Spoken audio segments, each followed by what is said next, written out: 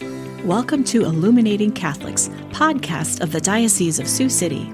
I'm Dawn Prosser, Director of Communications for the Diocese. Together with Carmen Bauer of the Faith Formation Office, we will shed light upon topics of faith in the modern church. Our guests include Catholic clergy, religious sisters, and other experts in their fields to help us understand what's happening in the church today. We will explore issues, even the tough ones, and to find answers to common questions about Catholicism.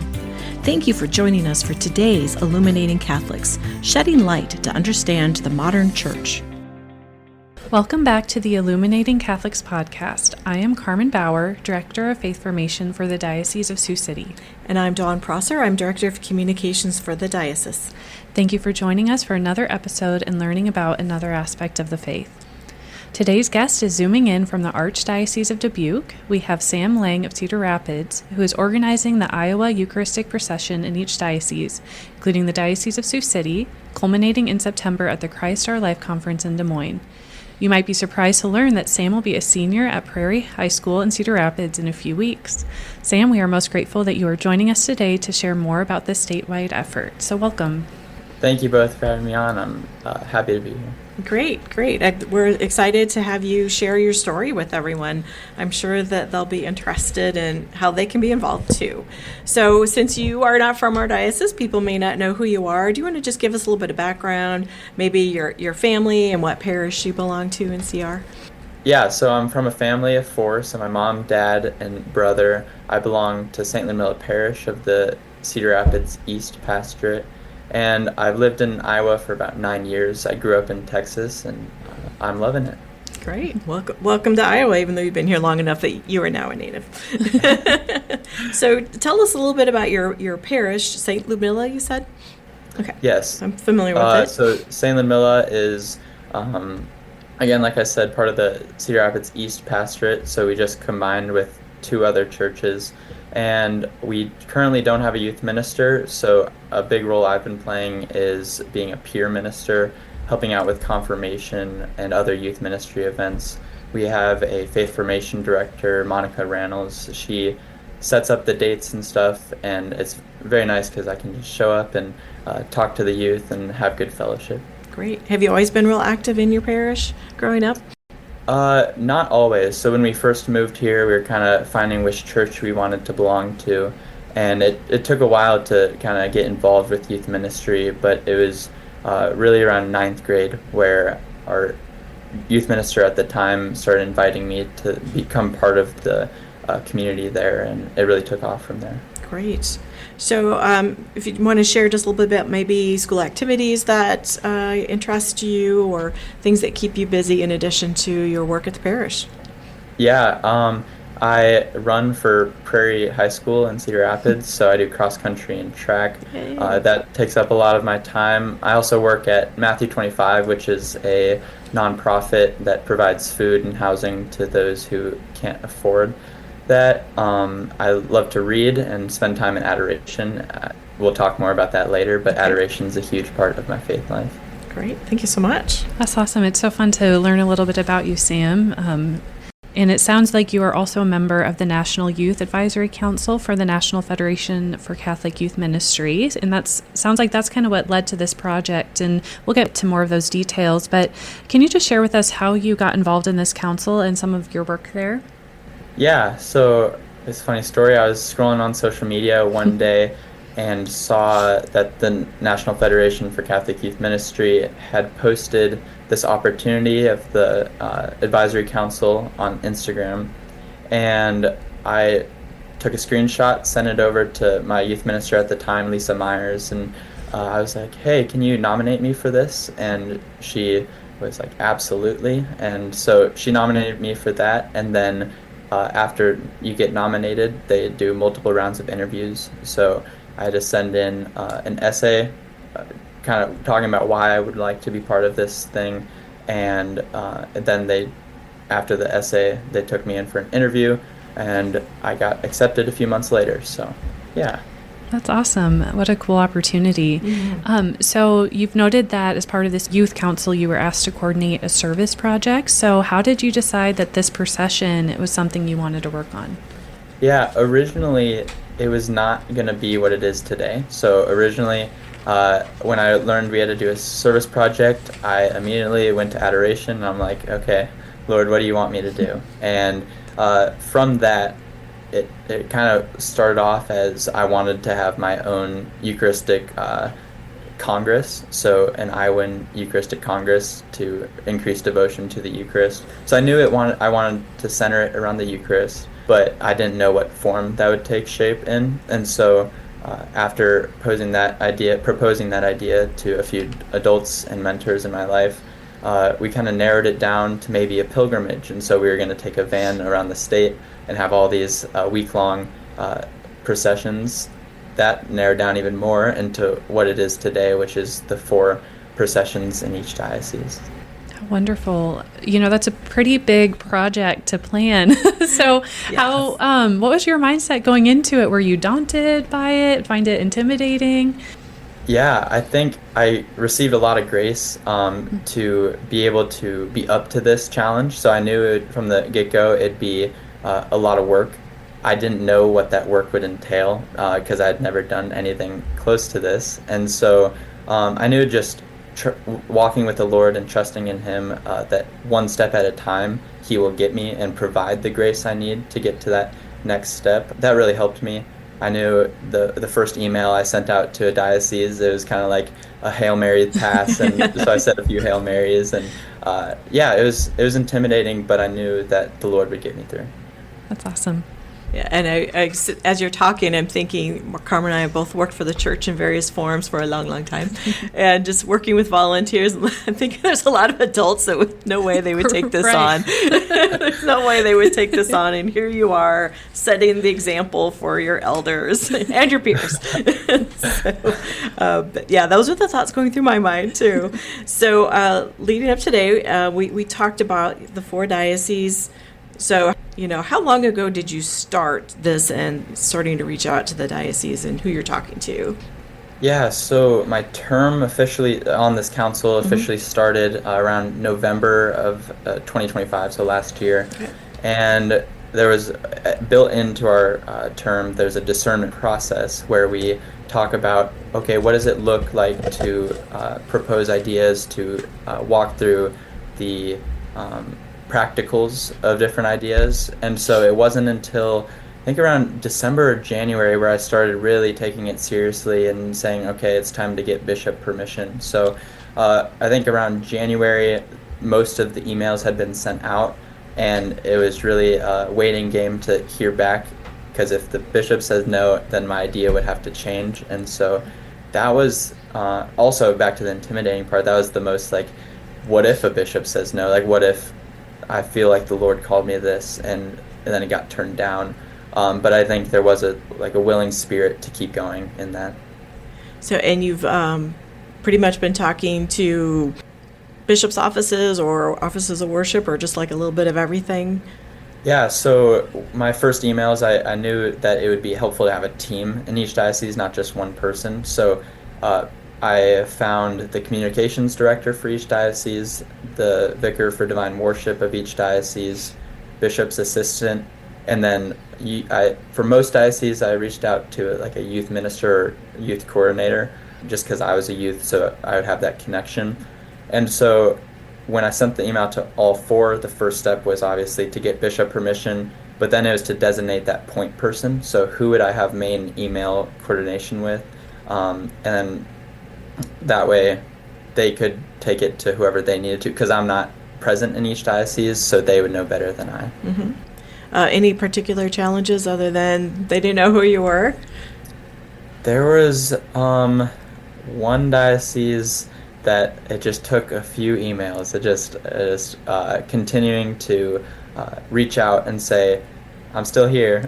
I'm looking for this. And now, like, they've done great work, and it's been a pleasure working with them. But yeah, kind of being recognized. I think this council really gave me that leadership platform to say, hey, I'm on the National Youth Advisory Council, and I think that perked up some ears.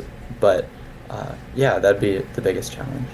And it was great kind of watching as things were falling into place. And we're so happy to get your email not too long ago that for sure we had something set in Sioux City with Father Salenches. So I'll just have you share how this is going to play out in each one of the 4 Catholic dioceses if you want to go ahead and share what's happening in our diocese at the Grotto. Yeah, so first, all 4 dioceses. So it's called the Iowan Eucharistic Pilgrimage, and what that entails is that in each of the 4 dioceses there will be one Eucharistic procession event. So that event will include a Mass straight into the procession, and then followed by like a luncheon with the bishop where this puzzle piece will be blessed. All these processions will have a puzzle piece, and that puzzle piece represents the geographical shape of the respective dioceses. And then at the Christ Our Life conference in September, those 4 pieces will assemble in front of the main stage before Eucharistic adoration. So the whole idea I got from Anne-Marie Cox, a communications director at the Des Moines Diocese, and the whole idea is that these puzzle pieces represent all of Iowa coming together under our Eucharistic Lord, and it's that sign of unity and hope. So then take us back to each diocese is going to have their own event, and then I assume those are open to the public. Do you want to kind of run through the details of those? Yeah, so the Sioux City, specifically for the Sioux City Diocese, it will be on September 20th. It starts at 10 o'clock with Mass at St. Peter and St. Paul Church in West Bend at the Grotto of the Redemption, and Bishop John Keener will be presiding. Then we will go straight out of Mass and walk around 6/10 of a mile around the shrine of the Grotto of the Redemption, with 3 stops for prayers and hymns. And then at the end of the procession, everyone will go into the church for benediction, and then we'll have lunch in the church hall where the puzzle piece will be blessed. Similar with the other 4 dioceses, the Des Moines Diocese will take place at St. Joseph's Catholic Church in Erling, Saturday, August 15th, and then there's going to be a rosary at 8:30 and Mass at 9. The procession will go to St. Joseph's Cemetery for benediction, and then back to the church for the conclusion of Mass. Davenport Diocese will be September 19th, a Saturday, beginning at 9:30 a.m. It will be at St. Patrick's Church in Iowa City, with the same procession after Mass, and then a lunch to conclude. And then in the Archdiocese of Dubuque, it will be August 15th, Saturday, beginning at 9 a.m. at Blessed Sacrament Church in Waterloo, where there will be Mass, procession, and lunch. So I noticed the other day that 2 of them are the same day. They're both Yes. August 15th, because I was going to ask you if you plan on being at all of them. So unless you can bilocate, you won't be able to. I'll be praying. You'll have to miss one. I plan to attend the Archdiocese of Dubuque one on August 15th, and then I'm trying to think, I think it's the Sioux City one. I have cross country for the Davenport one, and obviously Des Moines and Dubuque are on the same day. So. Yes. Well, we will be glad to see you at the Grotto of the Redemption, and we'll make sure we introduce ourselves to you. So, are the other bishops involved? Obviously, you mentioned our bishop is going to be there on the 20th, or do you happen to know? Yeah, so I'm pretty sure that the Des Moines Diocese will have their bishop presiding that Mass. Davenport has their bishop presiding that Mass, and the Archdiocese of Dubuque, they actually have, the bishop isn't able to do it on that date, but there's a Rural Life Mass September 18th at the Lichty Family Farm in Waterloo, where the puzzle piece will be blessed by him. Okay. And will the puzzle pieces then be blessed at the beginning of each one of these? Yeah, it will actually be after adoration. Okay. And then also during the luncheon, there will be the opportunity for the faithful to sign the back of the puzzle piece and put that personal touch on it that you can say, hey, I was there, because this really is a historic event for Iowa. Yeah, it absolutely is. So you mentioned that it's open to everyone, correct? all are Yes, welcome. everyone's welcome. What might you say to those who might, have never done something like this, who might not have been a part of a Eucharistic procession? Why would you encourage them to attend, and maybe speak to some of the spiritual benefits as well? Yeah, the first ever procession I participated in, for me, it was really the public profession of faith. So being out in the open, so cars driving by a church usually can't see into the Mass, but in a Eucharistic procession that's outdoors, there's really that openness, and you can really proclaim your faith in that tangible way. So I think more spiritual way, when you're part of a procession, you're surrounded with a community of people following the same Lord, and you're all facing the same direction. You're all adoring the Eucharist as you process through the streets, process through whatever route you're taking. And in the same way, in our spiritual lives, when you're going through any spiritual battle, any navigating through your life circumstances, you're with a community of people who all believe in the same Lord. And it's really it's a profound way to embody that. Yeah, there's so many spiritual benefits of being devoted to the Eucharist. That's awesome. And, that symbolism of all the puzzle pieces coming together at the Christ Our Life conference will be, I think, quite a significant moment for those in attendance. So what do you hope the faithful in the state of Iowa and the conference participants take from the Eucharistic Procession project? I really, again, hope they take increased devotion to the Eucharist. I think if we are always taught in school to make tangible goals where you can measure it, and I think if we can take the goal of having a holy hour every month, so an hour of Eucharistic adoration for every person every month, would be not only personally beneficial for your own spiritual life and coming closer to our Lord, but it builds community. You could make those holy hours so there's a dinner afterwards or a game night afterwards. And so if each parish can, or if we can have people attend these events, attend the Christ Our Life conference, and then take that back to their parish and say, hey, I saw this really cool thing and I want to do it at our church. That's really the main goal for me. How wonderful. And I hope that parishes do respond by incorporating that into their parish life and their parish culture. Do you have any other comments you'd like to share with us? Anything else you'd like us to know about the project? Yeah, again, like I said, it's really a historic moment. I was reading scripture this morning, and it's not us who do this good work. It's God who gives growth to everything. And I think if we just pray for that increase of faith, increase of hope, increase in devotion to the Eucharist, it's not our own power that increases that, but it's God that gives. And so really pray leading up to these events and to the Christ Our Life conference that God will give us those graces and have the faith that He will answer our prayers.